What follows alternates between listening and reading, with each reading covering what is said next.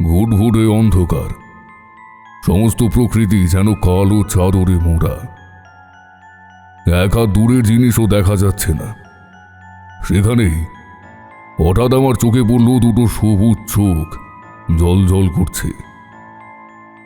আমি একদম স্থাণুর মতো দাঁড়িয়ে আছি, নড়াচড়া করার শক্তি হারিয়ে ফেলেছি। নিজের বুকের ধক ধক শব্দ যেন নিজেই শুনতে পাচ্ছি। বুকের মধ্যে হাতুড়ি পিটছে কেউ। আমার আশেপাশে কেউ নেই, চোখ দুটো স্থির, জ্বলন্ত। কে তাকিয়ে আছে? হঠাৎ আকাশে গড় গড় করে মেঘ ডেকে উঠল, আর সঙ্গে সঙ্গে বিদ্যুৎ গতিতে সেই চোখ দুটো আমার দিকে এগিয়ে এলো। আমি কোনো রকমে পিছন ফিরে ঘরের দরজাটা ঝোরে বন্ধ করে হুড়কো লাগিয়ে দিলাম। কিন্তু বন্ধ দরজার বাইরে একটা ফোঁস ফোঁস শব্দ, যেন হাজার খানেক বিড়াল রেগে গিয়ে ফোঁস ফোঁস শব্দ করছে। আমি ঘরের মধ্যে আড়ষ্ট হয়ে বসেছিলাম। আমার ঘরের দরজাটা যেন ভেঙে ওরা ঢুকে না আসে। এরপর হঠাৎ সব আওয়াজ বন্ধ হয়ে গেল। ঝড় আসার আগে যেমন একটা নিস্তব্ধতা বিরাজ করে চারিদিকে, সেই রকমই নিস্তব্ধ হয়ে রয়েছে বাইরেটা। কখন আবার যে কে বিপদ নেমে আসবে কে জানে। সেই নিস্তব্ধতা ভেঙে একটা রাত চড়া পাখি বিশ্রী একটা শব্দ তুলে উড়ে গেল। আমি কতক্ষণ যে ঘরের মধ্যে বসেছিলাম তা আমি জানি না। বোধহয় ঘুমিয়ে পড়েছিলাম, কিন্তু ঘুমটা ভেঙে গেল দরজায় একটা ঠক ঠক শব্দ শুনে। ঘরের মধ্যে জানালা বন্ধ, তবে জানালার ফাঁক দিয়ে যে আলো আসছে তাতে বোঝা যাচ্ছে দিনের আলো ফুটে গেছে। রাতের অভিজ্ঞতাটা আমার মনে পড়ে গেল। সেটা কি একটা দুঃস্বপ্ন ছিল? এই পর্যন্ত বলে ঠাকুরমশাই একটু চুপ করলেন। মটলেনে তারানাথের বাড়িতে আমাদের রবিবারের সাপ্তাহিক আড্ডা শুরু হয়ে গেছে। কথা শুরু হয়েছিল স্বপ্ন নিয়েই। কিশোরী বলছিল, জানেন ঠাকুরমশাই, বলি কাল রাতে না আমি একটা অদ্ভুত স্বপ্ন দেখেছি। মনটা কেমন একটা লাগছে। আমি শুনেছি অনেক সময় আবার স্বপ্ন নাকি সত্যি হয়, তাই না ঠাকুরমশাই? না, স্বপ্ন সত্যি হয় না, তবে ঘটনাক্রম এমন হয় মনে হয় যেন স্বপ্নটা সত্যি হলো। আচ্ছা বলো তো, তুমি স্বপ্নটা কি দেখেছিলে? হ্যাঁ, স্বপ্নটা ভয়ঙ্কর তো ছিলই। আমি রাতের বেলা জঙ্গলের মধ্যে দিয়ে নাকি হেঁটে যাচ্ছি, অন্ধকার পথ, আর সামনে একটা কালো বিড়াল। বিড়ালটা আমার দিকে এক লাফ দিয়ে পড়ল। তখনই আমার ঘুমটা ভেঙে গেল জানেন। ঘামে সারা শরীর ভিজে গেছিল, গলাটাও যেন শুকিয়ে এসেছে। উঠে তাড়াহুড়ো করে একটু জল খেলাম।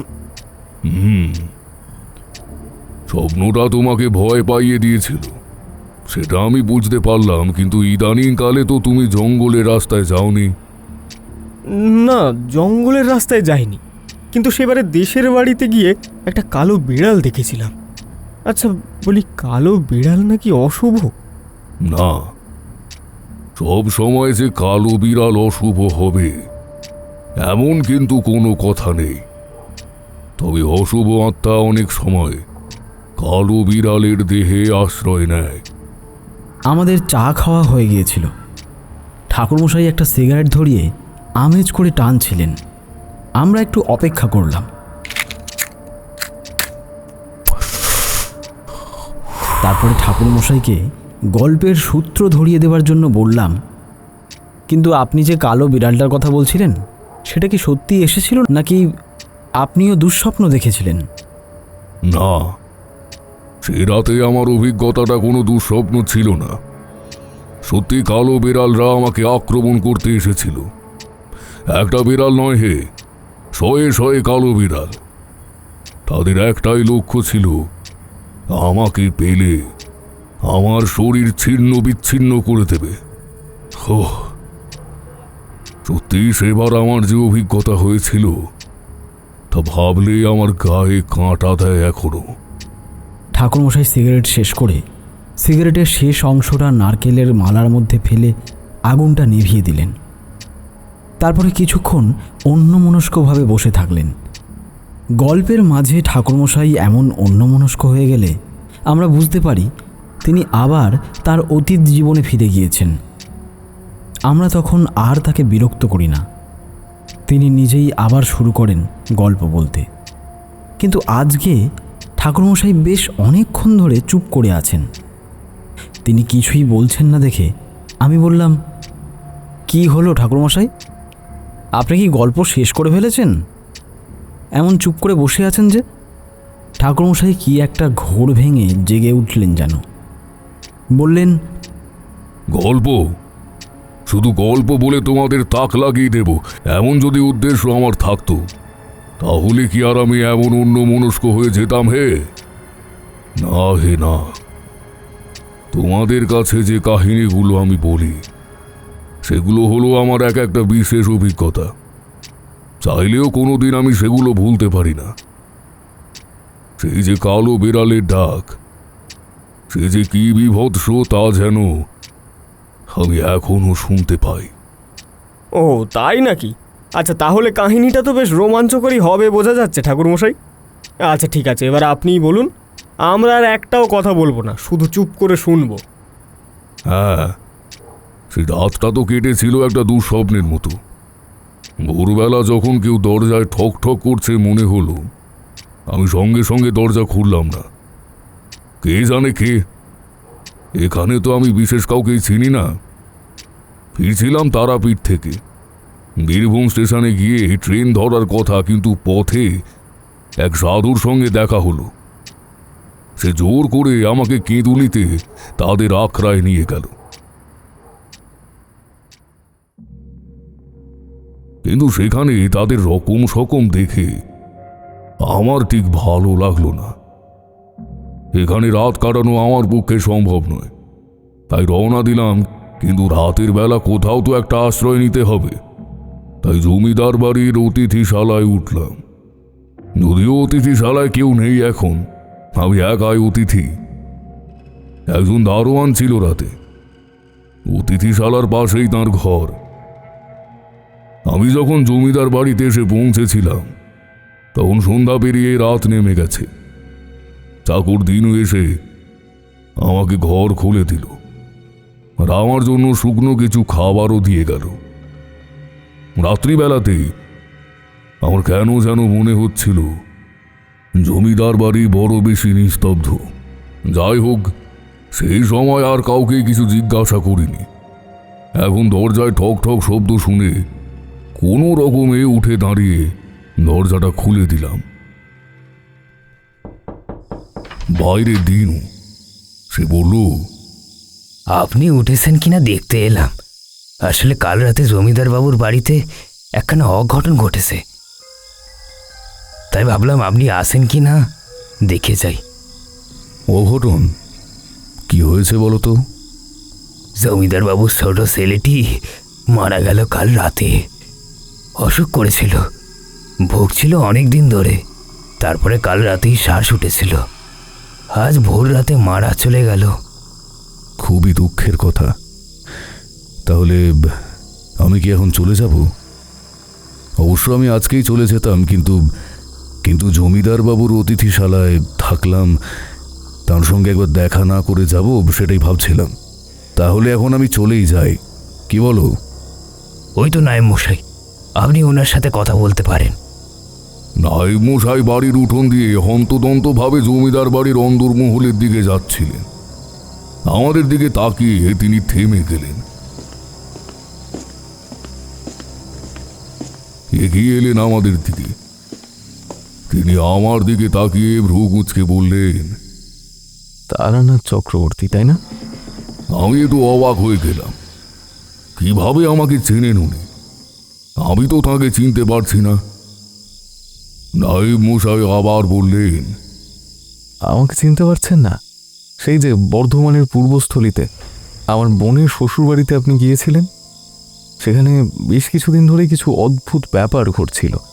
তারপরে ব্রহ্ম পিশাচ নাকি কোনো এক পিশাচ তাড়ানোর যজ্ঞ করা হয়েছিল।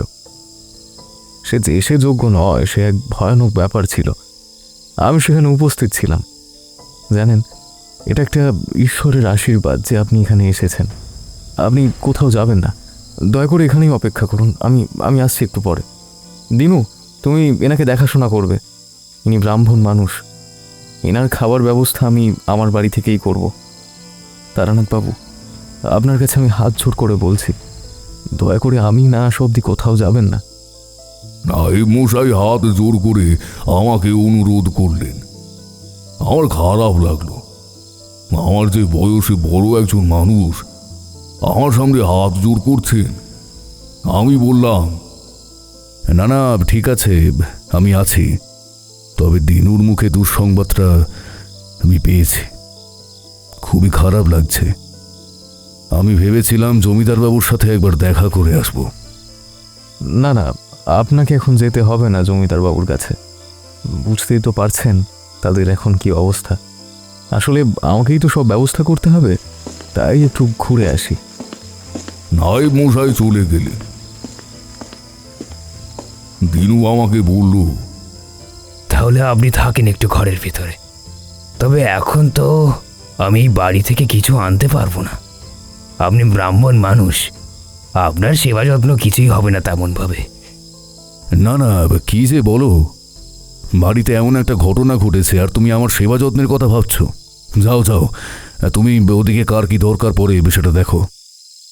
দিনু যাওয়ার বদলে আমার দুয়ারের সামনে হাঁটু মুড়ে বসে পড়ল। বলল, কার আবার কি দরকার পড়বে? সবাই তো এখন পাথরের মতো বসে আছে। অবশ্য ছোটবাবুর যে এই অবস্থা হবে সবাই জানতো, শুধু সময়ের অপেক্ষা ছিল। কি যে মরণ ব্যাধি ঢুকলো, প্রথমে বড়বাবু গেল, তারপরে ছোটবাবু। জমিদার বাবু আর রানীমা পাথরের মতো হয়ে গেছে গো। ওদিকে আমি আর চেয়ে দেখতে পারছি না। দিনু কাপড়ের খুঁত দিয়ে নিজের চোখের জল মুছল। আমিও বসলাম দিনুর সামনে। আমি এলাম এখানে আর একটা দুর্ঘটনা ঘটল। আমার খুব খারাপ লাগছিল। আর দিনুর মুখ থেকে যা শুনলাম তাতে বোঝা যাচ্ছে জমিদারের 2 সন্তানই মারা গেছে। এত ভয়ানক একটা কাণ্ড, কি বলবো কিছুই বুঝতে পারছি না। এদিকে নায়েব মশাই আমাকে এখানে থাকতে বলে গেছেন।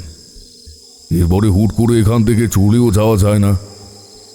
হঠাৎ করেই দিনু উঠে দাঁড়ালো। সে বলল, ঠাকুরমশাই, আমি যাই এখন, দেখি ওদিকে কত দূর কি অবস্থা হলো। দিনু একটু হন্তদন্ত হয়ে চলে গেল। এদিকে বাইরের ফটক দিয়ে 2-3 জন লোক এসে উঠোনে দাঁড়িয়ে জটলা করছে। তারা গ্রামের লোক, খবর পেয়ে এসেছে তা বোঝা যাচ্ছে। আমি ঘরের ভেতর এসে দরজা বন্ধ করে চৌকিতে বসলাম। ঘরের পেছন দিকে একটা জানালা ছিল। ভাবলাম সকাল হয়ে গেছে, সেটা খুলে দেওয়া যাক। জানলাটা খুলে দেখতে পেলাম সেখানে জমিদার বাড়ির বাগান।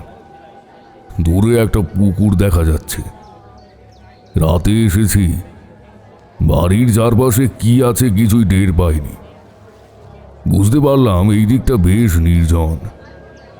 তাহলে গতকাল রাতে কালো বিড়ালগুলো এদিক থেকে এসেছিল নাকি? অনেকগুলো বিড়াল ছিল। এত বিড়াল এলো কোথা থেকে? আর কাল রাতেই জমিদারের ছোট ছেলের মৃত্যু হয়েছে। এই বিড়ালগুলোর সাথে এই মৃত্যুর কোনো সম্পর্ক আছে নাকি?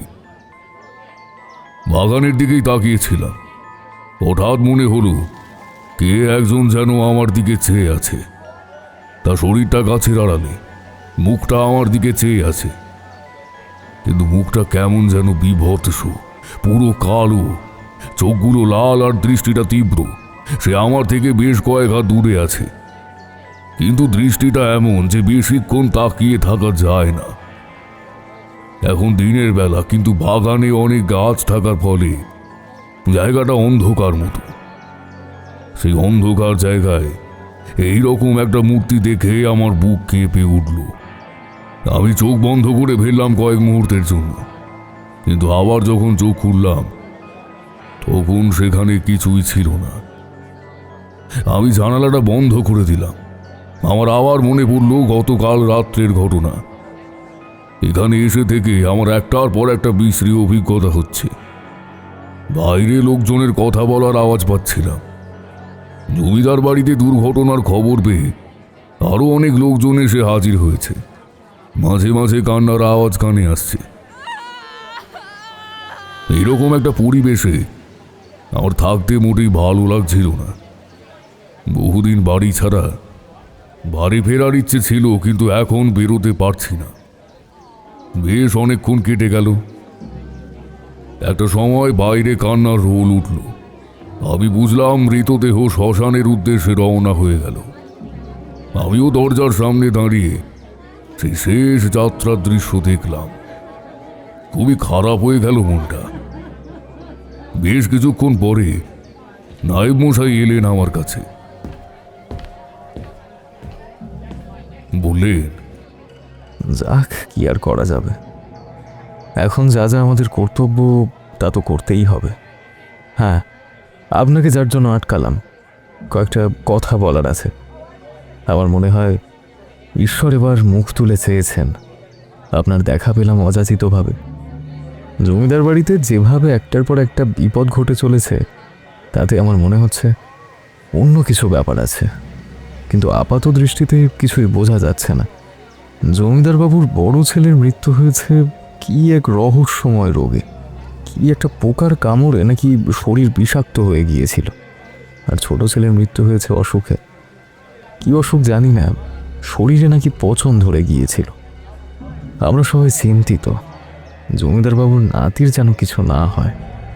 কি ব্যাপার আমাকে একটু খুলে বলুন তো, কেন আপনার এমন মনে হচ্ছে?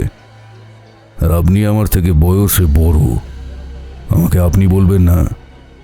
না না, আপনি বয়সে আমার থেকে ছোট ঠিকই, কিন্তু আপনার যে ক্ষমতার পরিচয় আমি পেয়েছি, তাতে বুঝতে পেরেছি আপনি যে সে মানুষ নয়। আপনি অনেক কিছুই পারেন, যা আমাদের মতো সাধারণ মানুষেরা পারে না। অন্যের মুখ থেকে নিজের সম্পর্কে এসব শুনলে একটু অস্বস্তি হয় বই কি। আমি জানি আমি কোনো বিশেষ ক্ষমতা সম্পন্ন মানুষ নই, কেননা সাধনার সেই উচ্চ স্তরে কোনোদিনই উঠতে পারিনি আমি। যাই হোক, এখন এই জমিদার বাড়িতে এসে পড়েছি যখন, মেয়েদের যদি আমার দ্বারা কিছু উপকার হয় সেটা তো করতেই হবে। নায়েব মশাইকে বললাম, না না, এসব বলবেন না, শুনি আপনার কথা। তবে আমিও আপনাকে একটা কথা বলি। এখানে এসে থেকে আমারও কিছু অদ্ভুত জিনিস নজরে পড়ছে। তাতে আমারও মনে হচ্ছে এখানে কিছু অশুভ ব্যাপার ঘটছে। তাই নাকি? কি দেখছেন আপনি? সেটা পরে বলবো। এখন আপনি বলুন, কেন আপনার সন্দেহ হচ্ছে যে জমিদার বাবুর ছেলেদের মৃত্যুটা স্বাভাবিক নয়? আমার মনে হচ্ছে কোনো অপদেবতাকে এখানে আহ্বান করে নিয়ে আসা হয়েছে। আপনাকে সব কথা খুলেই বলবো। আপনি আমার সঙ্গে আমার বাড়ি চলুন। এখানে সব কথা বলার সুযোগ হবে না, বা বলা উচিত হবে না, বুঝলেন না? দেওয়ালেরও কান আছে। এখন জমিদারবাবুর আমাকে দরকার নেই, তাদের অনেক আত্মীয় স্বজন এসেছে। এবার সব কাজকর্ম সেরে আসুক, তারপরে আমি আসবো আবার। আপনি চলুন আমার সঙ্গে। আমরা বেরিয়ে পড়লাম জমিদার বাড়ি থেকে। কিছু দূর হেঁটে যেতেই নায়েবের বাড়ি এসে গেল। নায়েব মশাই আমাকে তার বাড়ির বৈঠকখানা ঘরে বসতে বলে ঘরের ভেতরে গেলেন। আমি বসেই ছিলাম। নায়েব মশাইয়ের বাড়িটা বেশ ছিমছাম, সামনে ফুলের বাগান। আমার মনে হলো জমিদার বাড়িটা এর তুলনায় অনেক বড় হলেও কেমন যেন অপরিষ্কার ও ধুলো মাখা। বাড়িতে কোনো লক্ষ্মীশ্রী নেই। কিছুক্ষণ পরে একজন চাকর এসে আমাকে কিছু জল খাবার দিয়ে গেল। বেশ আধ ঘন্টা পরে নায়েব মশাই এলেন ধূপগ্রস্ত জামা কাপড় পরে। তার চেহারা বেশ সৌমকান্তি। একটু দেরি হয়ে গেল, বুঝতেই তো পারেন, মৃতদেহের ছোঁয়াছুঁয়ির পর স্নান না করলে চলে না। আপনি কিন্তু এখানেই থাকবেন, আপনার খাওয়া দাওয়ার ব্যবস্থা এখানেই হবে। আমরা ব্রাহ্মণ। না না, ঠিক আছে, আপনাকে এত ব্যস্ত হতে হবে না। আর আপনি জমিদার বাবুর বাড়ির ব্যাপারে কি বলবেন বলছিলেন, সেটা বলুন। হ্যাঁ বলছি, সেই জন্যই তো আপনাকে এখানে নিয়ে আসা। আসলে আপনাকে তো বলেছি আগে, জমিদার বাড়িতে যেসব ঘটনাগুলো ঘটছে সেগুলো কোনোটাই ঠিক স্বাভাবিক নয়। কিন্তু 6-7 বছর আগে সব স্বাভাবিক ছিল। যবে থেকে জমিদার বাড়িতে ওই অপদেবতার মূর্তি এসেছে তবে থেকেই এইসব বিপদ ঘটতে শুরু করলো। এখন যিনি জমিদার তার একজন দাদা ছিল, আমাদের বড় বাবু। তিনিই তখন জমিদার ছিলেন, কিন্তু 8 বছর আগে তার হঠাৎ মৃত্যু হয়। তার কোনো সন্তান ছিল না। উনি মারা যাওয়ার পর বড় রানীমা তার একজন দুঃসম্পর্কের ভাইপোকে দত্তক নেন। তিনি প্রায় 2 বছর বাপের বাড়িতে ছিলেন বড়বাবুর মৃত্যুর পর। তারপর সেখান থেকে ফিরে আবার এই বাড়িতেই বসবাস করতে শুরু করেন। তিনি এসে জমিদার বাড়ির বড় ঠাকুর ঘরে একটা অদ্ভুত দেখতে দেবতার মূর্তি প্রতিষ্ঠা করেন। দেবতার মুখটা বিড়ালের মতো, কিন্তু শরীরটা মানুষের মতো, সোজা হয়ে দাঁড়িয়ে আছে। নীলচে কি এক ধরনের পাথর দিয়ে সেটা তৈরি, বেশ 1 হাত মতো উঁচু মূর্তিটা। তিনি যখন এই মূর্তিটা স্থাপন করেন তখন আমি একমাত্র প্রশ্ন তুলেছিলাম। বড় রানীমা খুব দাপটের মহিলা, তার মুখের ওপর কথা বলার সাহস কেউ পায় না। জমিদার বাড়ি ছিল শিবের ভক্ত, আর এমনি লক্ষ্মী পুজো হতো। হঠাৎ এই দেবতার মূর্তি কেন প্রতিষ্ঠা করা হলো আমার অবাক লেগেছিল। কিন্তু বড় রানীমা উত্তর দিয়েছিলেন, তিনি তার দত্তক ছেলের কল্যাণে এই মূর্তির পুজো করেন। এই মূর্তি মা ষষ্ঠীর বাহনের মূর্তি। এরপর আর কোনো কথা চলে না। আমি চুপ করে গেলাম। আর বড় রানীমা বিধবা হওয়ার পর থেকে খুব কঠোরভাবে পুজো অর্চনা করেন। আমার মনে হয় তিনি কোনো গুপ্ত তান্ত্রিক আচারের সাধনা করেন। আমাদের এখানে শ্মশানের ধারে একটা প্রাচীন কালী মন্দির আছে। সেই মন্দিরে অঘরী তান্ত্রিক বাবা আর ভৈরবী মায়েরা আসেন। সেখানে অধিক রাতে তিনি যাওয়া আসা করেন। আমার মনে হয় তার তান্ত্রিক সাধনার অশুভ প্রভাব এই পরিবারের ওপর পড়েছে। আমি চুপ করে তার কথা শুনছিলাম।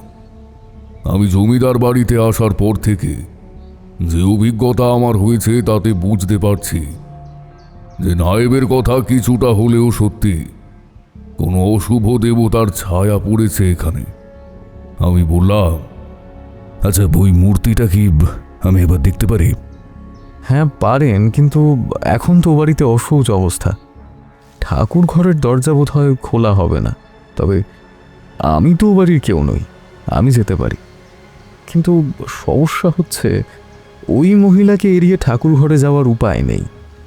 কিন্তু কিছু তো একটা উপায় বার করতেই হবে, কারণ জমিদার বাবুর নাতিকে বাঁচাতেই হবে। আমার মনে হয় এবার ওর কোনো ক্ষতি হবে। জমিদার বাবুর বড় ছেলের 2টো মেয়ে, ছেলে নেই। জমিদার বাবুর নাতি এখন বংশের একমাত্র প্রদীপ। তারানাথ বাবু, আপনি ওকে বাঁচান।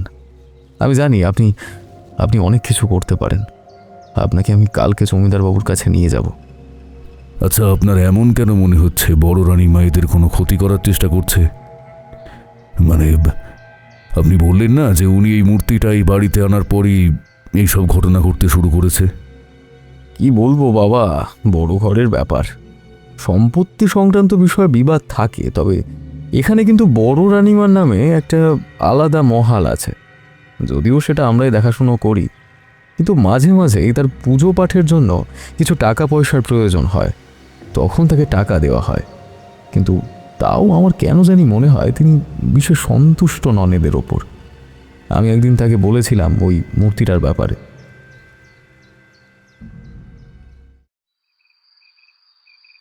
কিছু মনে করবেন না বড় রানীমা, ওই মূর্তিটা স্থাপন করার পর থেকেই এই পরিবারে একটার পর একটা বিপদ আসছে।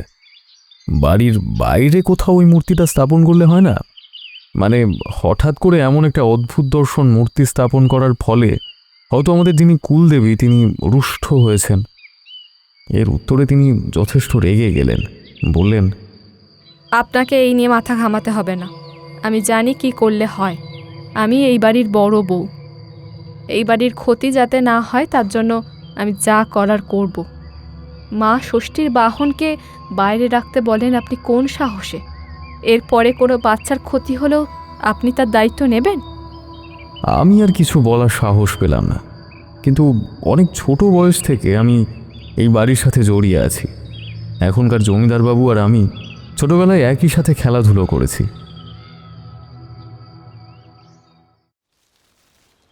তার সন্তানেরা আমারও সন্তানের মতোই। তাদের এমনভাবে মৃত্যু আমি মেনে নিতে পারছি না। নাইব মশাইয়ের কথা শুনে আমার খারাপ লাগছিল। তার অসহায় অবস্থার কথা আমি উপলব্ধি করতে পারছিলাম। নাইব বাড়ির ভেতর থেকে ডাক আসাতে উঠে গেলেন। সেদিন আমার আর বিশেষ কিছু করার ছিল না। নাইব মশাইয়ের বাড়িটা একেবারে রাস্তার ধারে, বেশ লোক চলাচল করছে। কিছুক্ষণ পর আমি গ্রামটা ঘুরতে বেরোলাম। কিছু দূর গিয়ে একটা বড় শিরীষ গাছ পড়ল। শিরীষ গাছের তলাটা বাঁধানো, সেখানে বসে বেশ কিছু লোক জটলা করছে। আমি এক পাশে গিয়ে বসলাম। শুনতে পেলাম দুটো লোক আলোচনা করছে। জমিদার বাবুর ছোট ছেলেটা মারা গেল, তার মধ্যে একটা কিছু রহস্য আছে বলে মনে হয়। হ্যাঁ, যা বলেছিস, বছরখানেক আগে তো বড় ছেলেটা চলে গেল, এখন আবার ছোট ছেলে। এবার জমিদার বাবু তো দেখি পাগল হয়ে যাবে। কিন্তু জমিদার বাবু তো ভালো লোক, তার কপালে কেন যে এমন হলো? আরে ভালো লোকের কপালেই তো এমনটা হয় রে। জানিস, আমি সেদিন ভোরবেলা জমিদার বাড়ির সামনে দিয়েই যাচ্ছিলাম, দেখলাম একটা লোক ফটকের বাইরে দাঁড়িয়ে আছে। লোকটাকে দেখে আমার একটু ভালো মনে হলো না। মাথায় চাদর ঢালা, লাল রঙের একখান ধুতি পরে দাঁড়িয়ে আছে। মুখটাও তো দেখতে পাইনি। লোকটা মনে হয় আমাদের গ্রামেরই নয়, কোনো মন্তর টন্তর করছিল হয়তো, কে জানে। এবার মন্তর তাহলে কি এই লোকটা আমাদের গ্রামের কোনো খ্যাতি চায় নাকি, নাকি জমিদার বাবুর কোনো সত্তর? কে জানে, বড় ঘরের ব্যাপার, ওদের অমন সত্তর টত্তর থাকেই। এখন চল দেখি, চল চল চল, মাঠে চল। ওনার কথা শুনে বুঝতে পারলাম জমিদারের কোনো শত্রু আছে, সেই হয়তো এই সব ঘটনা ঘটাচ্ছে। কিন্তু সে কে, তার আসল উদ্দেশ্য কি? জমিদারের পুরো পরিবার কি সে ধ্বংস করতে চায়? জমিদার বাবুর 2 ছেলে মারা গেছে, এখন জমিদার বাবুর মনোবল ভেঙে গেছে। এখন যদি নাতির কিছু হয়ে যায় তাহলে তো একেবারেই সব শেষ হয়ে যাবে। না, এদের এই বিপদ থেকে বাঁচানোর জন্য আমাকে কিছু একটা করতেই হবে। আগে জমিদার বাড়ি থেকে ওই অপদেবতার মূর্তিটা আমাকে সরাতে হবে, আর সেটা আজই। জমিদার বাড়ির দিকে এগিয়ে গেলাম। একবার গিয়ে সেখানের পরিস্থিতি দেখেই আসি। কিন্তু সেখানে গিয়ে দিনের বেলাতেই যা দেখলাম তাতে আমি আশ্চর্য হয়ে গেলাম। ফটকের সামনে দারোয়ান বসেছিল। সমস্ত বাড়ি জুড়ে একটা মৃত্যুর নিস্তব্ধতা, কোথাও কোনো আওয়াজ নেই। আমি দারোয়ানের সামনে গিয়ে দাঁড়াতে সে আমাকে জানালো এখনো কেউ বেরেনি শ্মশান থেকে।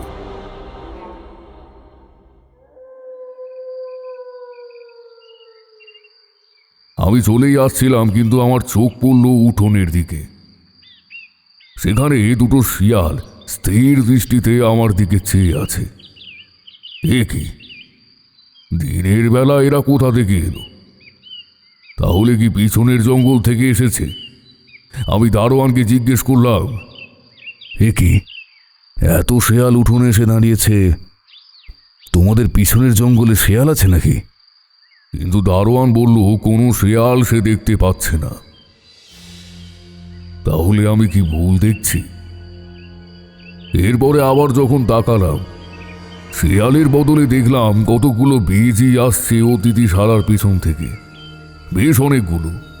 তারা সবাই উঠোনে সার দিয়ে দাঁড়িয়ে আছে, কিন্তু আশ্চর্য, দারোয়ান কিছুই দেখতে পাচ্ছে না।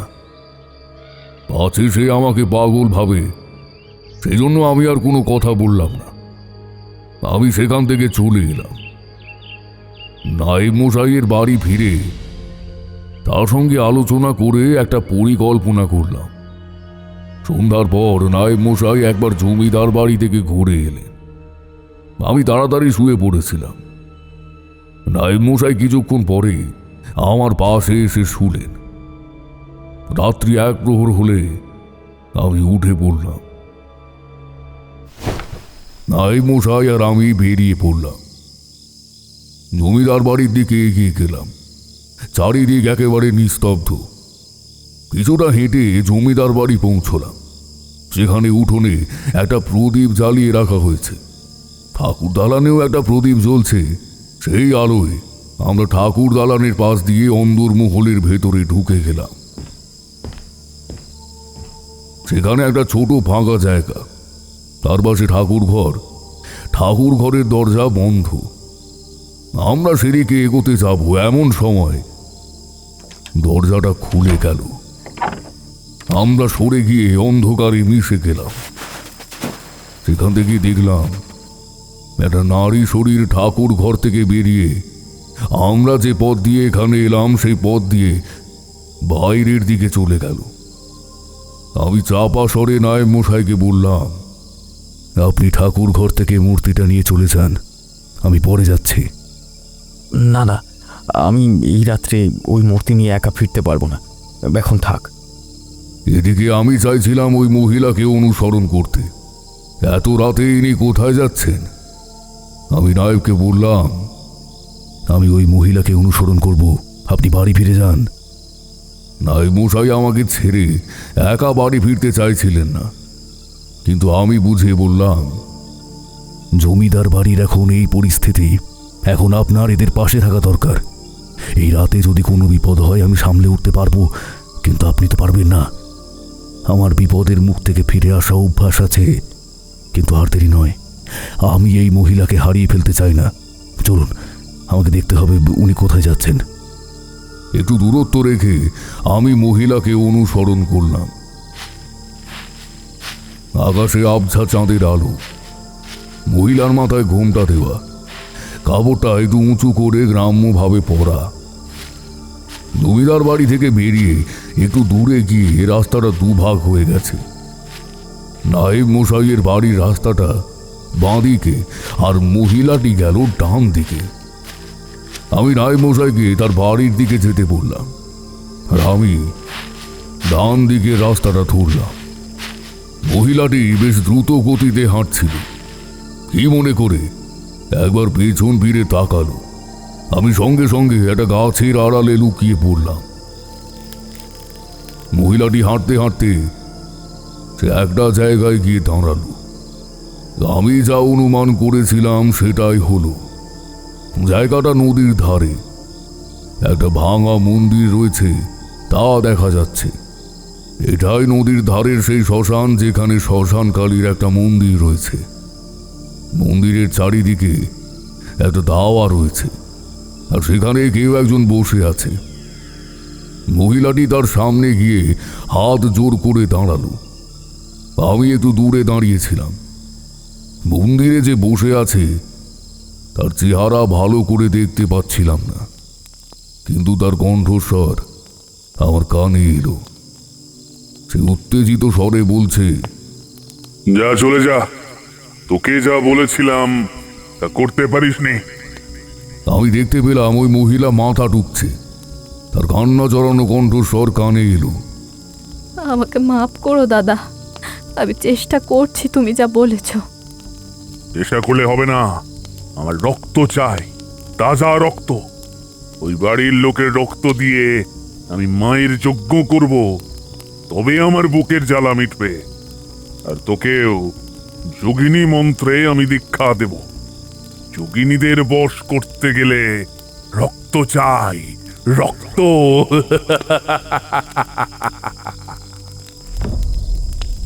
সে জোরে জোরে চিৎকার করে কথাগুলো বলছিল।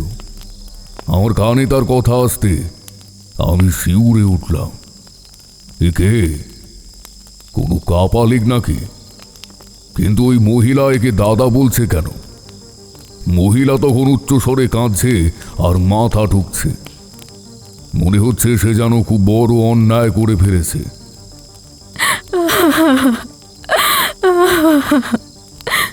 দাদা, দাদা তুমি একটু সময় দাও, আমি তোমাকে তাজা রক্ত এনে দেব।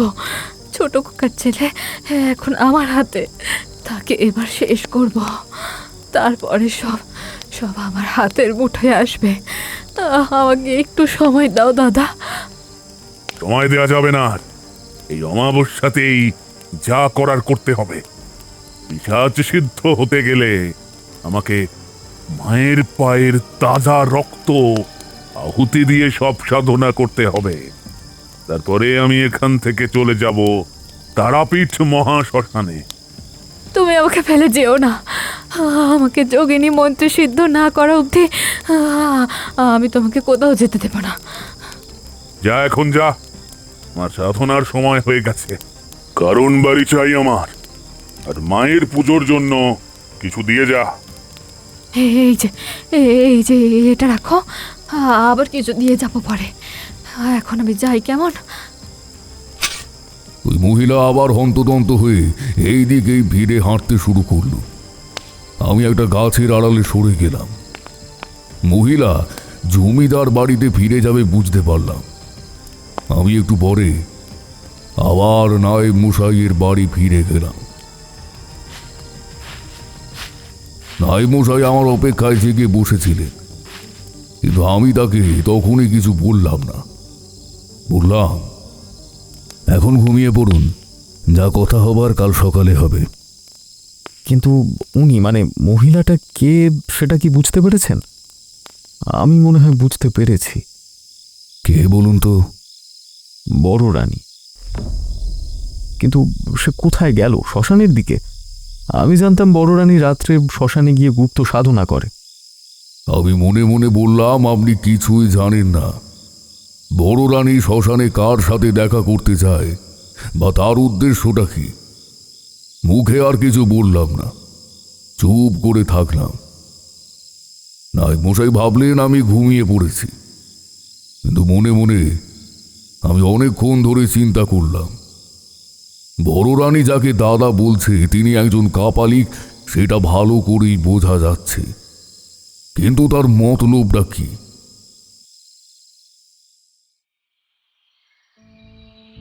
পরের দিন সকালে ওঠার পর নায়েব মশাই আমাকে বললেন, কাল রাতে ভালো করে বুঝতে পারিনি। আপনি তো শ্মশানের দিকে গিয়েছিলেন নাকি একেবারে শ্মশানে গিয়ে উপস্থিত হয়েছিলেন?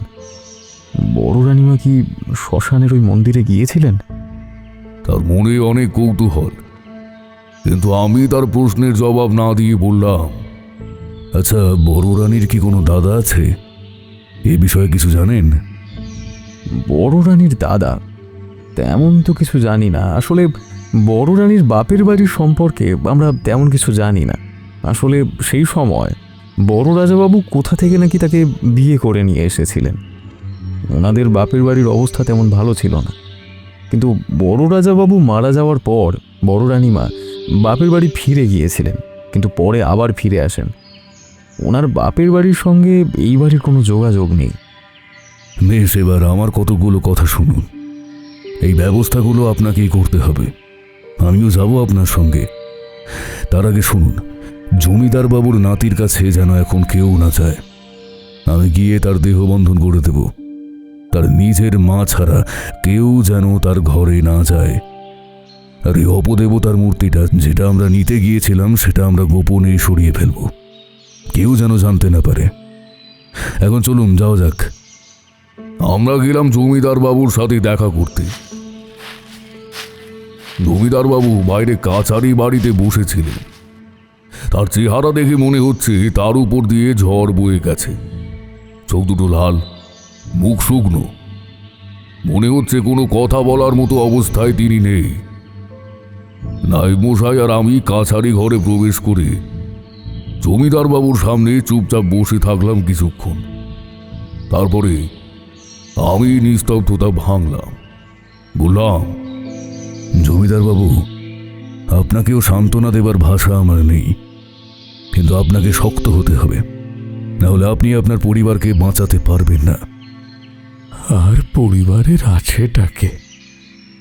এক এক করে সবাই চলে যাচ্ছে, আমিও আর থেকে কি করব বলুন তো? এবার আমিও চলে গেলেই ভালো। এসব আর চোখের সামনে দেখতে পাচ্ছি না। না না, তা বললে কি চলে? তোমার বংশের প্রদীপ, ওই শিবরাত্রির সলতেটাকে তো বাঁচিয়ে রাখতে হবে। সেই একমাত্র বংশের প্রদীপ আপনার।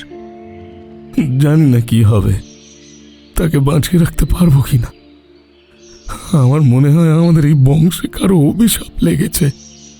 হ্যাঁ, এই বিষয়েই তোমার সাথে কথা বলতে এসেছি। তুমি এই গাঁয়ের জমিদার হতে পারো, কিন্তু আমার কাছে তো তা নও। আমি তোমাকে ভাইয়ের মতো দেখে এসেছি বরাবর। তোমার পরিবারে এসব ঘটনা যে আমার বুকে কতটা আঘাত করছে তা মুখের ভাষায় আমি প্রকাশ করতে পারবো না। তাই এনাকে নিয়ে এসেছি। ইনি তারানাথ চক্রবর্তী। তান্ত্রিক ক্রিয়াকর্ম সম্পর্কে এনার বিশেষ জ্ঞান আছে। আমি জানি, এনার কাজ আমি দেখেছি। আমার অনেক দিন ধরেই মনে হচ্ছিল এই বাড়িতে যেসব বিপদগুলো নেমে আসছে সেগুলো খুব একটা সাধারণ বিপদ নয়। ছোট খোকাকে তো কত ডাক্তার বুদ্ধি দেখানো হলো, কিছুই তো হলো না। আচ্ছা, ছোট খোকাকে তো বড় রানী আর বড় বউ মিলে দেখাশোনা করতো, তাই না? আমি এখানে একটা কথা বলছি, এবার আপনি ওদের দুজনকে আপনার নাতির কাছে আসতে দেবেন না। ওরা যত যাই বলুক না কেন, আপনি নাতির কাছে কেবলমাত্র ওর মাকে ছাড়া কাউকেই ঘেঁষতে দেবেন না। আপনি তান্ত্রিক ক্রিয়া জানেন, কিন্তু আমার বড় বৌদিও এই সব ব্যাপারে অনেক কিছু জানে, তাও তো সে তার বরকে বা ছোট খোকাকে বাঁচাতে পারলো না। সে কি বাঁচাতে চেয়েছিল? না না, কি বলছেন? এ হতে পারে না। সে তো এই বংশের বউ, সে কেন এই বংশের গতি চাইবে? হ্যাঁ, বড় বৌদি যখন আমাদের কুলদেবীকে সরিয়ে তার বাপের বাড়ি থেকে আনা একটা লৌকিক দেবতার মূর্তি স্থাপন করলো, আমরা একটু আপত্তি করেছিলাম, কিন্তু সে ছোট খোকা মারা যাওয়ার পিছনে তার হাত থাকতে পারে এটা তো আমি বিশ্বাস করি না। তাছাড়া সে তার স্বামীকে মারবে কেন? কোনো সধবা নারী কি নিজের সাথে বিধবা হতে চায়? না, তা চায় না, কিন্তু কোনো কোনো নারীর জন্মই হয় সংসারের ক্ষতি করার জন্য। ডাকিনী শাকিনীরা তাদের অতৃপ্ত ইচ্ছাকে পূরণ করার জন্য কোনো একটি আত্মাকে আশ্রয় করে আবার এই ধরাধামে ফিরে আসতে চায়। এদের বলে বিষকন্যা। এরা হয়তো কিছুদিন সাধারণ মানুষের মতো সংসার ধর্ম করে, কিন্তু একটা সময় পর এদের আসল রূপ ধরা পড়ে। কি সর্বনাশ! তাহলে এখন উপায়? তবে আপনি কিন্তু একটা কথা ঠিকই বলেছেন। দাদা কোনো একটা মহল দেখতে গিয়ে বৌদিকে বিয়ে করে নিয়ে এসেছিল এই বাড়িতে। আমার বাবা একদম মেনে নিতে চাননি। তখনই বাবা আমাকে জমিদারি দেখাশোনার ভার দেন। দাদার ওপর ভরসা করতে চাননি, কিন্তু বাবা মাত্র 1 বছর পরেই মারা যান। তারপর দাদা আবার সব দেখাশোনা করতে শুরু করেন, কিন্তু বৌদি ভেতরে ভেতরে সব চালাতেন। বাবার মৃত্যুর 3 বছরের মধ্যে দাদাও চলে গেলেন। তাহলে আপনি এবার ঘটনাগুলো পরপর সাজিয়ে নিন। হ্যাঁ, আর একটা কথা আছে এর মধ্যে। আপনার বৌদির কি কোনো দাদা আছে? হ্যাঁ, আছে তো। দাদার মৃত্যুর পর সে এই বাড়ি ঢুকতে চেয়েছিল, এমনকি আমাদের সম্পত্তি আছে কিনা তাও খোঁজ খবর করতে শুরু করেছিল আর কি। সেও না হয় ঠিক ছিল, কিন্তু তার চরিত্রের দোষ ছিল। আমার এক দুঃসম্পর্কের বিধবা বোন আমাদের বাড়িতে থাকে, তার প্রতি সে কুনজর দেয়, এমনকি সে হাতে নাতে ধরাও পড়ে। তারপরে আমি তাকে বাড়ি থেকে বার করে দিই। সে এখন কি করে আর কোথায় আছে এসব সম্পর্কে আপনি কিছু জানেন? না, তা জানি না। তবে একটা খবর কানে এসেছিল, তাদের বাড়িতে নাকি কোনোভাবে আগুন ধরে গিয়েছিল, তাতে সে পুড়ে গিয়েছিল। আসলে তারপরেই বৌদি এই বাড়িতে ফিরে আসে। না হলে যখন বৌদির ওই দাদাকে আমি বাড়ি থেকে তাড়িয়ে দিই, তখন বৌদিও বাড়ি ছেড়ে চলেই গিয়েছিল। ফিরে আসার পরে পুজো পাঠ নিয়ে থাকে। তবে ছোট খোকা অসুস্থ হওয়ার পর সে খুবই সেবা যত্ন করেছিল। ঠাকুরের চরণামৃত নাকি খাওয়াতো, কিন্তু খোকা তো সেরে ওঠার বদলে আরো অসুস্থ হয়ে পড়ল। দেখুন, যা হবার হয়ে গেছে, এই ক্ষতি পূরণ হওয়ার নয়, কিন্তু এবার আপনাকে নাতিকে বাঁচাতেই হবে। অন্তত আমি এখানে উপস্থিত থাকতে ওর কিচ্ছুটি হতে দেব না। হ্যাঁ তারানাথ বাবু, আপনি যা বলবেন আমি তাই করব। আচ্ছা, ওদের যদি আমি এখান থেকে অন্য কোথাও পাঠিয়ে দিই অবশ্য শ্রাদ্ধ শান্তির আগে সেটা হবে না। হ্যাঁ, সেটাই সব থেকে ভালো হবে, কিন্তু শ্রাদ্ধ অবধি খুবই সাবধানে থাকবেন আপনারা সবাই। আচ্ছা, আমি কি একবার খোকার কাছে যেতে পারি? হ্যাঁ হ্যাঁ, নিশ্চয়ই। তবে আমাকে যা বললেন অন্য কাউকে কিছু বলবেন না এসব, দয়া করে। ওরা এমনিতেই দুঃখ কষ্টে ভেঙে পড়েছে সবাই। না না, এই বিষয়ে নিশ্চিত থাকুন, খোকার বাবা মারা গিয়েছে। আমি শুধু তাকে একবার দেখতে এসেছি। জমিদার বাবু প্রথমে নিজে গিয়ে তার স্ত্রীর সাথে কথা বলে এলেন, তারপরে আমাদের ডাক পাঠালেন। আমি আর নায়েব মশাই অন্দরমহলে প্রবেশ করলাম। অন্দরমহল আবার দুদিকে দুটো ভাগ। নায়েব মশাই বললেন, দুটো ভাইয়ের দুটো মহল আলাদা। জমিদার বাবু আর তার দুই ছেলের মহল একদিকে, আর জমিদার বাবুর দাদার মহল আর একদিকে। আমরা ভেতরে ঢুকতেই এক মহিলা ঘোমটা টেনে সরে গেল, কিন্তু তার চোখ আমাদের অনুসরণ করছে বুঝতে পারছিলাম। আমরা ছোট খোকার ঘরে ঢুকলাম। একটা 10 বছরের ছেলে মেঝেতে পাতা বিছানায় ঘুমোচ্ছিল। তার মাথার কাছে দুজন মহিলা ঘোমটা টেনে বসে আছে। খুবই খারাপ লাগছিল, কিন্তু ছেলেটির জন্য আমাকে কিছু করতেই হবে। আমি মহিলা দুজনকে একটু বাইরে যেতে বললাম। ছেলেটির মাথার কাছে বসে ওর কপালের রেখা পড়ে দেখলাম, ও যাক, ছেলেটির এখন মৃত্যু যোগ নেই। একটা স্বস্তির নিঃশ্বাস ফেললাম। ছেলেটি কম বয়সে বাবাকে হারিয়েছে ঠিকই, কিন্তু সে সুলক্ষণযুক্ত একটি বালক। আমি তার দেহ বন্ধন করে দিলাম। বাড়িতে মৃত্যুর ঘটনা ঘটেছে, আর কোনো অশুভ দুর্যোগ যেন একে স্পর্শ করতে না পারে। আমি ওর মাকে বলে দিলাম সে যেন এই ঘরে সব সময় একটা প্রদীপ জ্বালিয়ে রাখে, তার কাউকেই যেন এই ঘরে ঢুকতে না দেয়, পরিবারের লোক হলেও না। এরপরে আমরা অন্দরমহল থেকে বেরিয়ে এলাম। আমাকে জমিদার বাবু অনুরোধ করলেন, তারানাথ বাবু, আপনি আমাদের অতিথিশালাতেই থাকুন, তাহলে আমরা মনে বল পাব। আমিও তাই ভাবছিলাম, তাহলে আমার পক্ষেও সুবিধে হয়। নায়েব মশাইয়ের কাছারি বাড়িতে কাজ ছিল, তিনি সেখানে থেকে গেলেন। অতিথিশালার দরজা খুলে দিল সেই দিন। আমাকে দেখে সে স্বস্তি পেল, বলো,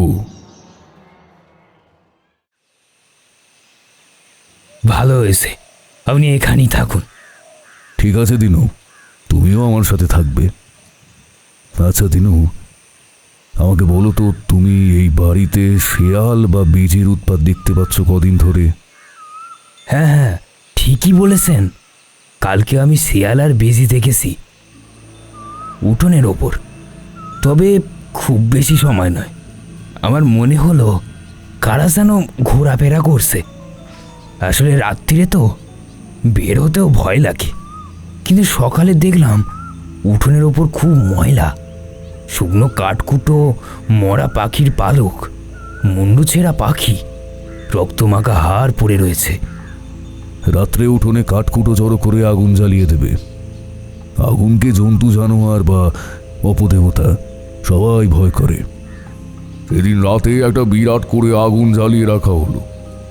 উঠোনের দিকে কোনো উৎপাত হলো না, কিন্তু বাগানের দিকের জানালাটা খুলে দেখলাম বাগানে একজন দাঁড়িয়ে আছে। এদিকেই তার দৃষ্টি। আমি তার দিকে তাকাতেই সে গাছের আড়ালে চলে গেল।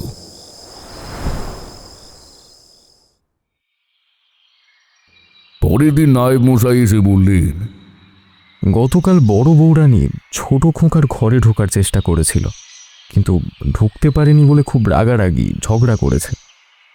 আজ রাত্রে আবার কিছু করতে পারে। সে যে 8 ঘাট বেড়েই নামছে সেদিন সন্ধ্যা থেকেই তা বুঝতে পারলাম।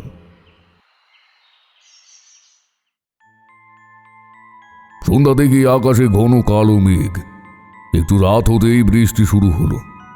কিছুতেই আর সেদিন আগুন জ্বালানো গেল না। জমিদার বাড়ি অন্ধকার। যত রাত হচ্ছে ঝড়ের দাপট যেন বাড়ছে। আমার মনে কেমন যেন অস্বস্তি হলো। জমিদার বাড়িতে কিছু একটা অস্বাভাবিক ঘটছে বলে মনে হচ্ছে। নিস্তব্ধতাটা কেমন যেন মৃত্যুপুরীর মতো। আমি চুপে চুপে বেরিয়ে জমিদার বাড়ির দিকে গেলাম। ইচ্ছা ছিল ঠাকুর ঘর থেকে ওই অপদেবতার মূর্তিটা নিয়ে আসা। ভেতরে ঢুকলাম, কোথাও কেউ জেগে নেই। ঠাকুর ঘরের দিকে গেলাম। প্রথমে ঠাকুর ঘরের দরজাটা ভেজানো ছিল, একটা প্রদীপ জ্বলছিল, কিন্তু সেখানে বেদির ওপর মূর্তিটা নেই। সেটা এখান থেকে কে নিয়ে গেল? মনটা কেমন যেন কু ডাক ডেকে উঠল। ছোট খোকার ঘরের দিকে গেলাম। দরজাটা ভেজানো রয়েছে, একটু ঠেলা দিতেই খুলে গেল। প্রথমেই চোখে পড়ল মেঝেতে খোকার মা শুয়ে রয়েছে, আর খোকার কাছে অন্য কেউ একজন রয়েছে। তার হাতে কি যেন একটা রয়েছে। আমি চেঁচিয়ে উঠলাম, দাঁড়াও, কি করছো? খোকাকে স্পর্শ করো না। সঙ্গে সঙ্গে সে আমার দিকে ফিরে তাকালো। তার হাতে একটা কালো বিড়াল। সে সেই বিড়ালটা আমার দিকে ছুঁড়ে দিল।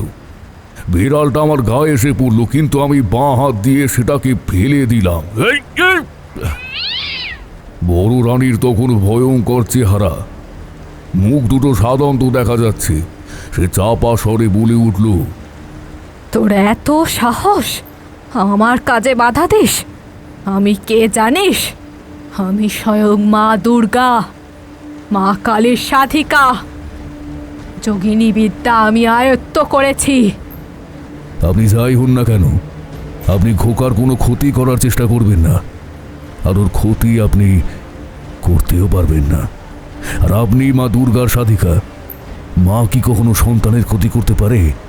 আপনি চলে যান। আমি এখন চলে যাচ্ছি, কিন্তু তুই আমার কাজে বাধা দিয়েছিস, তোকে আমি ছাড়বো না। তোর মৃত্যু লেখা আছে আমার হাতে।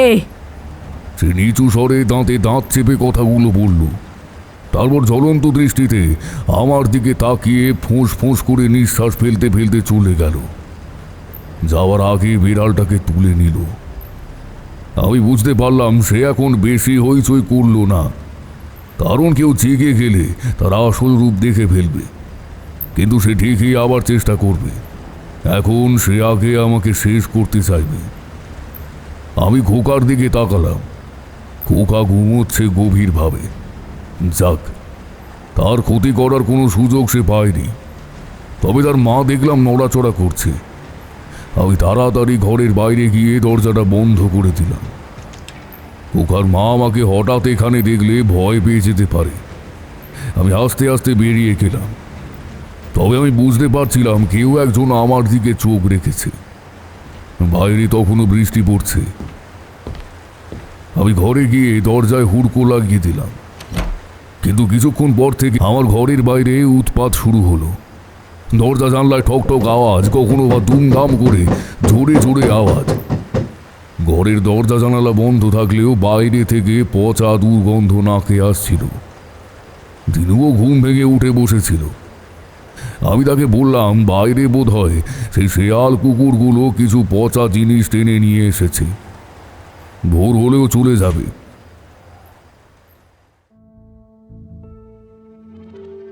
পরের দিন সকালে তাই দেখা গেল সমস্ত উঠোনময় নোংরা বেজির নাড়ি ভুড়ি, কালো পালকের ছড়াছড়ি, কালো রক্ত জমাট বেঁধে আছে এখানে সেখানে। তার মধ্যে আবার জল কাদা। সে এক যাচ্ছে তাই অবস্থা। বাড়ির লোক, চাকর বাকর সবাই ভয় পেয়ে আছে। কেউ এসব পরিষ্কার করতে সাহস পেল না। শেষ পর্যন্ত গ্রামের শেষ প্রান্ত থেকে ধাঙ্গর এনে পরিষ্কার করাতে হলো। আমি বুঝতে পারছিলাম এসবই তার ষড়যন্ত্র। আমাকে ভয় দেখিয়ে বাড়ি ছাড়া করতে চাইছে। আজকে রাতটা গুরুত্বপূর্ণ। সে আবার আজকের রাতে ভয়াবহ কিছু করার চেষ্টা করবে। আমি ঠিক করলাম এভাবে চলতে পারে না, একে থামাতেই হবে। আমি মনে মনে একটা পরিকল্পনা করলাম। আজ সকালে পুরো বাড়ি গৃহবন্ধন করে দিলাম। কিন্তু অসহজ বাড়িতে গৃহবন্ধন করে কতটা কাজ হবে আমার মনে একটা সন্দেহ ছিল। কিন্তু রোজ তো এটা চলতে পারে না। আমাকে একটা ঝুঁকি নিতেই হলো। সেদিন রাতে আমি জমিদার বাবুকে অনুরোধ করলাম তিনি যেন খোকার ঘরের দিকে একটু নজর রাখেন। নায়েব মশাইয়ের থেকে খবর পেলাম বড় রানী নাকি সারাদিনে ঠাকুর ঘরে দরজা বন্ধ করে বসে আছে। আমি রাতে পাহারা দেব ঠিক করেছিলাম। এক প্রহর রাত হলে একটা জিনিস দেখতে পেলাম। কিছু অশরীরী জন্তু জানোয়ার উঠোনের মধ্যে প্রবেশের চেষ্টা করছে, কিন্তু তারা ফিরে যাচ্ছে। তাদের ছায়া ছায়া রূপ দেখা যাচ্ছে। আমার নজরে এলো ঠাকুর দালানের কাছে বড় রানী দাঁড়িয়ে কিছু মন্ত্র পড়ছে, কিন্তু আমিও উঠোনে বেরিয়ে এসে কিছু মন্ত্র পড়া সর্ষে আর শুকনো লঙ্কা উঠোনে ছড়িয়ে দিলাম।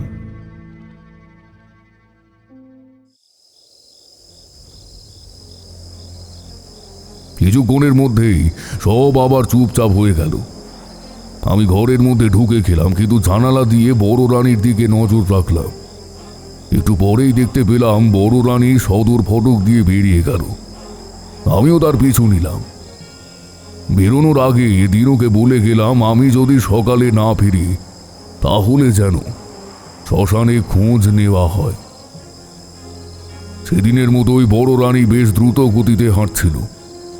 আমি বুঝতে পারছিলাম আজ একটা বিশেষ কিছু ঘটবে। ওরা আর আগামী অমাবস্যা অবধি অপেক্ষা করবে না। শ্মশানের সেই প্রাচীন মন্দিরটায় প্রদীপ জ্বলছে। সে কাপালিক দাওয়াতে বসে আছে। বড় রানী ছুটে গিয়ে তার পায়ে পড়ল,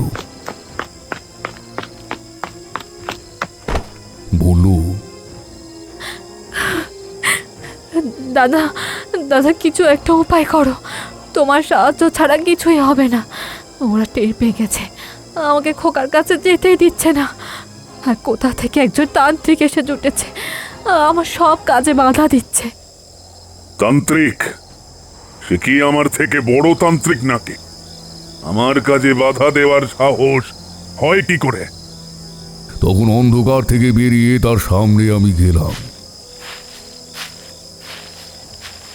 বললাম, আমি সেই তান্ত্রিক। তোমাদের সব ষড়যন্ত্র আমি ধরে ফেলেছি। আমার সাহস কতটা সেটা না হয় পরে ভাববে, কিন্তু তোমরা মানুষ না পিশাচ একটা ছোট ছেলের প্রাণ নেওয়ার জন্য উঠে পড়ে লেগেছ? এদের সাথে তোমাদের কি শত্রুতা? শত্রুতা অনেক। ওদের বংশ আমি ধ্বংস করে দেব। আমাকে ওরা বাড়ি থেকে তাড়িয়ে দিয়েছিল। আমরা ছিলাম নিটু জাতের। আমাদের ওরা মানুষ বলেই মনে করতো না। আমি ওদের ধ্বংস করে দেব। তুমি মিথ্যে কথা বলছো।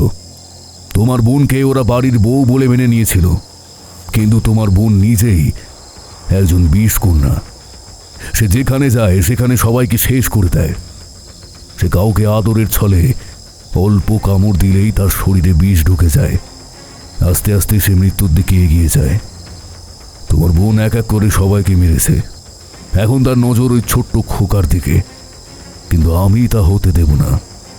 সব জেনে গেছিস? তুই হচ্ছিস সেই তান্ত্রিক, তাই না? এই, কে আছিস? একে ধর।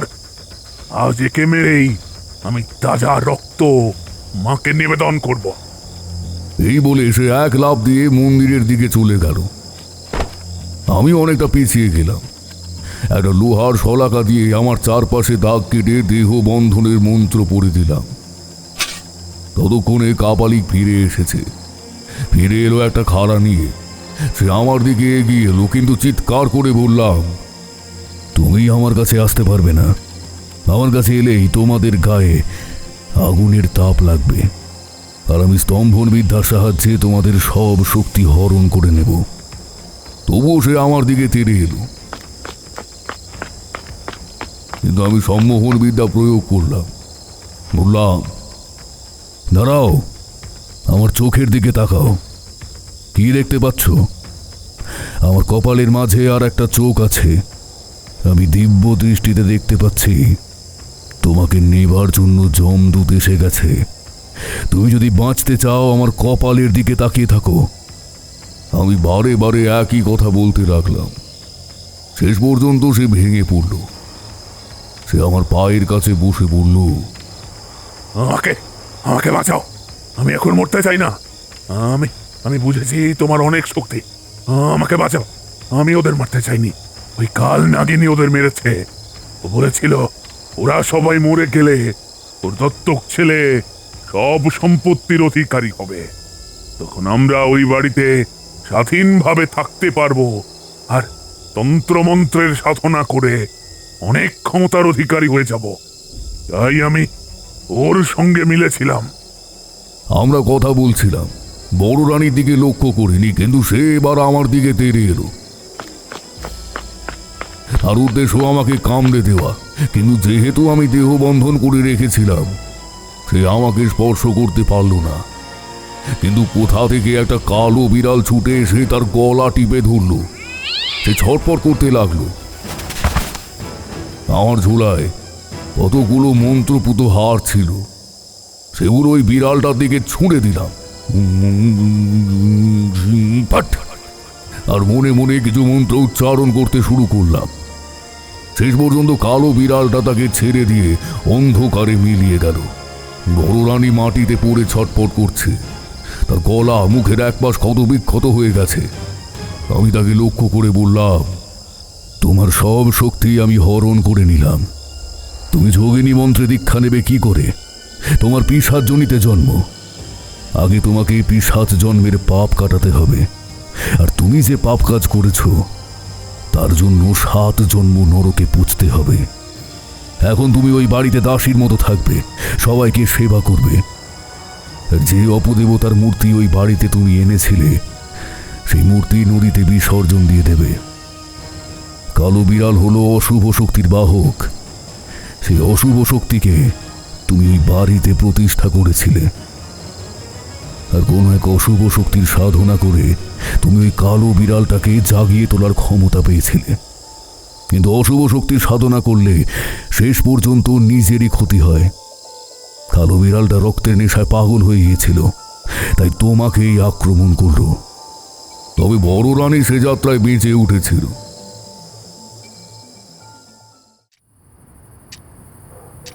তারপরে আমি ওদের বাড়ি থেকে চলে এসেছিলাম। পরে একবার গিয়ে শান্তি সস্তয়ন করে দিয়ে আবার ফিরে এসেছিলাম। তাহলে আমাদের গল্প এখানেই শেষ হলো। চলো কিশোরী, ওঠা যাক।